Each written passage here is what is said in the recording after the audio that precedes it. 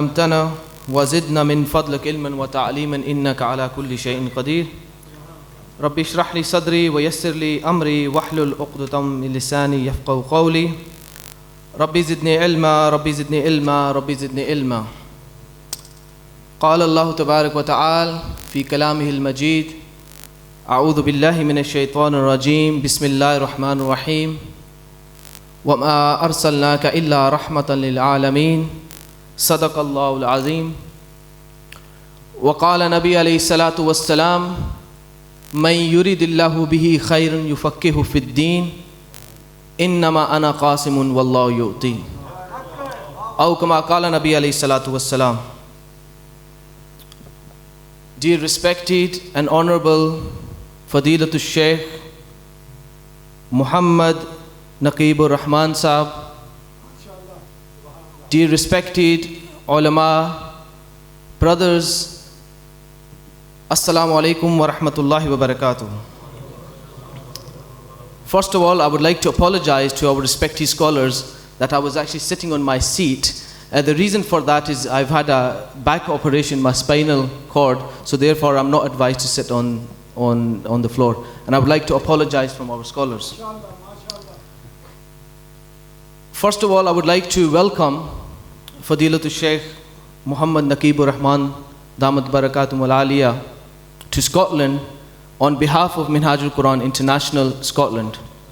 And I pray in the court of Almighty Allah subhanahu wa ta'ala that the mission of spreading the love of Prophet sallallahu alaihi wasallam reaches every single house, regardless if it's a Muslim or non-Muslim. Because Nabi alayhi salatu wassalam was not sent for only Muslims, but rather he was sent for the whole creation. Even the prophets benefited from the majlis of Mawlud al-Nabi sallallahu alayhi wasallam. I don't want to get into detail because shortage of time. As you know, in the Quran, Allah subhanahu wa ta'ala said, وَإِذْ أَخَذَ اللَّهُ مِيثَاقًا. When Allah subhanahu wa ta'ala took that covenant from His prophets, that finally my prophet will come, Prophet Muhammad sallallahu alayhi wasallam, then indeed you will help him. You will believe in him and you will help him. And you will also do his dhikr. As you know that every prophet that came of Allah subhanahu wa ta'ala, they talked about the Mawlid of Prophet sallallahu alayhi wasallam. In other words, the coming of the Prophet sallallahu alayhi wasallam. So therefore, remembering Nabi alayhi salatu wassalam, it's not only the sunnah of the Anbiya, but it is also sunnah of Almighty Allah subhanahu wa ta'ala. Inna Allah wa malaikatahu yusalluna ala nabi ya ayyuhalladhina amanu sallu alayhi wa sallimu taslima. Allahumma salli ala sayyidina Mawlana Muhammadin wa ala alihi wa sahbihi wa barik sallam.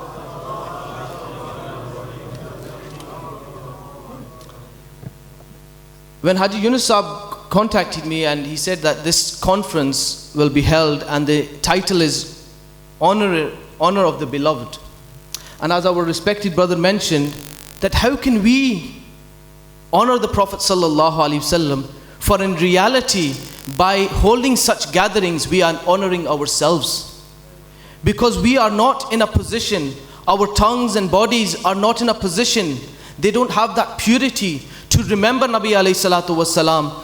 So we should be thankful to Almighty Allah subhanahu wa ta'ala that He has made us amongst those people who celebrate and commemorate His Mawlud al-Nabi sallallahu alayhi wasallam. Because in reality, as Peer Meher Ali Shah said, rahimahullah, koi misal nahi dholan di, koi misal nahi dholan di, chup kar Mehre Ali, ethe ja nahi bolan di. And I'd just like to translate it for our young brothers. He said that there is no similitude to our beloved Prophet sallallahu alaihi wasallam. O Mehre Ali, remain silent here, for this is not a place to speak. Why? Because if he spoke, it will limit the beauty of Holy Prophet sallallahu alaihi wasallam.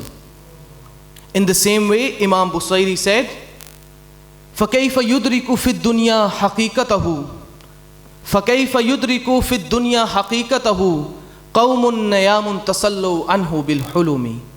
That how can the reality of Holy Prophet sallallahu alaihi wasallam be perceived in this materialistic world? For what we hear, what we see, it is like a dream, and the dream is never a reality. Whatever we will see and hear will be equivalent to a dream, because the reality of Holy Prophet sallallahu alaihi wasallam will be revealed to us on the day of judgment.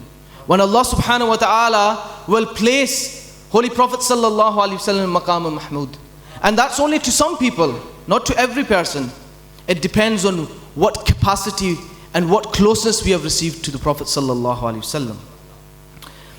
I don't want to get into too much technical aspects, but I would like to give a concept which has confused many people, and I would like to impart that to my brothers today. As you know that Holy Prophet sallallahu alaihi wasallam came 1400 years ago, and the companions had stood with the Prophet sallallahu alaihi wasallam at the time of difficulty. 13 years in Mecca, the Prophet sallallahu alaihi wasallam was persecuted. His companions were tortured. Sayyidina Bilal Habshi radiyallahu ta'ala was tortured. Everyone knows, everyone sitting here has read and heard about the seerah of the Prophet sallallahu alaihi wasallam. 13 years in Mecca, Tul Mukarramah, the Prophet sallallahu alaihi wasallam continued his struggle. What did those 13 years do? Was there any ahkam there? Apart from salah, salah came at a later stage, but there was no zakat, and many ahkam that came, the commandments to, leave alcohol, leave all these different aspects, they came in Madinah al-Munawwara. But the time of Makkatul Mukarramah,